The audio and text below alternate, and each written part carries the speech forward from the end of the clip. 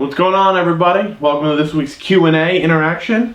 Hope everybody is doing well. Let's not waste any time and jump right into these questions, alright? Thanks for the reply. I really appreciate it. What you said makes sense. I've been playing metal for so long, but the past few years I've been really getting into the blues, so that's what I'm trying to get better at. I understand pentatonics, but that's about as far as my scale knowledge goes. Again, love the videos and thanks for the reply. So just to follow up there, you said you were working on the blues and getting better at the blues, and you know your pentatonics. One thing that you can kind of do to further that along is you're playing blues, so you're probably already aware that you're playing over dominant seventh chords. Alright, so rather than trying to learn Mixolydian in all of this, try to be able to play those, your 12-bar blues or any variation of, as arpeggios. Right? See the triads, see the seventh chords for your melodic purposes, and start mixing that in between, in with your pentatonic scales. All right? That'll go a long way because you get the third, the major third, right? And then you'll obviously have the seventh, which is built into the pentatonic. And that way you can add notes to the pentatonic, right? Whether it's the 9th or the 13th. Right? I'm sure if you're playing over blues progressions, you're playing over those chords, so those would be really nice tones to add to your pentatonic scale, right? So you can target them within your pentatonic framework, so you're not uncomfortable playing new scales or modes that you're unfamiliar with. Hopefully that helps. When I write chord progressions, mainly for solos, I usually play a chord for one bar, and then all different chords for bars 2, 3, and 4. Then repeat it multiple times to make a 16-bar solo, using chords in whatever scale I'm working in. I think there might be a better way of writing these. I'd really appreciate if you can explain some ideas and tips on writing chord progressions. Thanks a lot. So, again, this is a really good question. It's a little confusing as you say you play a chord for bar 1 and then a chord for all different chords for bars 2, 3, and 4. So I'm assuming you have a 4-chord progression that's in whatever key, right? One thing that you can do is try to play or put together chord progressions where you're playing in a key, mode, chord, whatever you want, and then you have some form of tension to pull away from it and then push back, right? So rather than doing all of these chords per measure, right, try to keep it more static per se, and then mix in a tension chord. And then you can kind of really focus on saying something with that primary chord and then with the tension and how to resolve it back. And then you can start pushing away, right? So put a chord before your tension, someplace where you're moving away from your home key, right? Just a little bit, getting a little adventurous, and then you get all your tension in that chord. That's a fun thing to do. Another chord, if you want more of like a modal sound, try playing the same chord, either minor third or a minor 6, right? So either 4 frets up from wherever you're playing on the same string, or 4 frets up and then skip a string. For instance, if I'm playing a G minor chord, 3rd position, low string, I could either play a B flat minor chord or an E flat minor chord. And both, especially the E flat chord, but those are going to be very far apart from each other. So that could be maybe open up some new ideas, as well as work on soloing over that, because you have to kind of really change gears.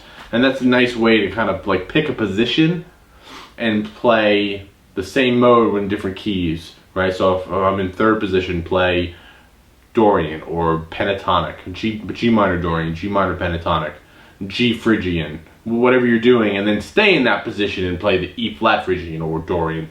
The same mode. This way you're staying in that position and just changing modes, right?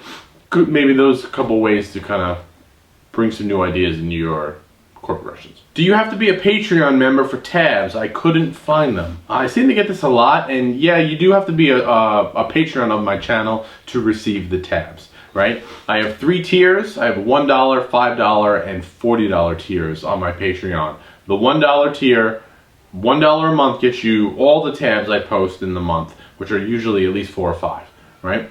When I'm going strong.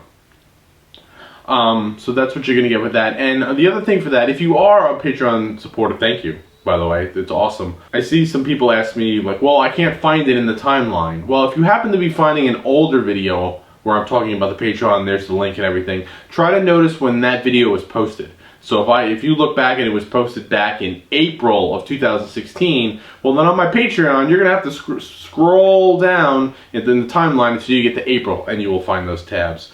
I'm also gonna start at the beginning of every month just re-uploading a zip file of all my tabs, the tool tabs, everything. Just way you don't have to scroll down, and it's always kind of like right there. New bonus for all the new Patreon supporters, because they're all right there and you don't have to go digging for them. So I hope that helps, and thank you for your continued support. Is 3/4 also known as 12/8, making it a compound time signature? This goes back to a polymeter or polyrhythm lesson I was doing, and I was talking about 3/4. And the short answer to your question is no, they're not the same thing. 3/4 is literally 3/4, where I'm playing 3/4 or 3/4 notes or 3 hits over 4, right? The famous pass the goddamn butter, right? So I can go pass the goddamn butter, pass the goddamn butter, pass the goddamn butter. You'll notice that this hand is 4 hits, this hand is 3 hits, but I'm in the same time. So that's literally 3/4, right? Or 4/3, however you want to think about it. However you want to combine them, it's going to be the same idea. That's what 3/4 is, not 12/8. 12/8 now, in the sense that you're like a 3/2, like a triplets over 8th notes, right? That would be like 3/2. That's where like the relationship between the compound meters comes in. Okay, so if you're looking at 12/8, you're basically looking at triplets on each quarter note, right? So you get 3 + 3 + 3 + 3. There's your 12. There's your triplets. That's 12/8. So you get a nice 1 2 3 1 2 3 1 2 3 1 2 3. Or 1 2 3 4 5 6 7 8 9 10 11 12. Right? There's your 12/8, and you'll see that a lot in the blues, where they'll play that swing feel over the 4/4. Okay, so that's the difference. And also 3/4.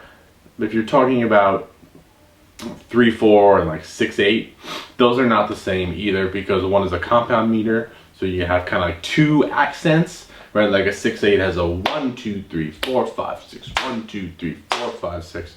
When a 3/4 is 1 2 3 4 1 2 3 4. It's very straightforward. It doesn't kind of sway as much. That's why the compound meters are so fun to play in. 6/8 is a great rhythm. Just kind of strum your acoustic and have fun with it. So that does it for this Q&A. Thanks for all your questions. Leave them down in the description below. Let's get some dialogue going on. Ask me your music through your questions, and whatever else is going on. So as always, let me know what you're coming up with. Until then, I'll see you next time. Thanks a lot.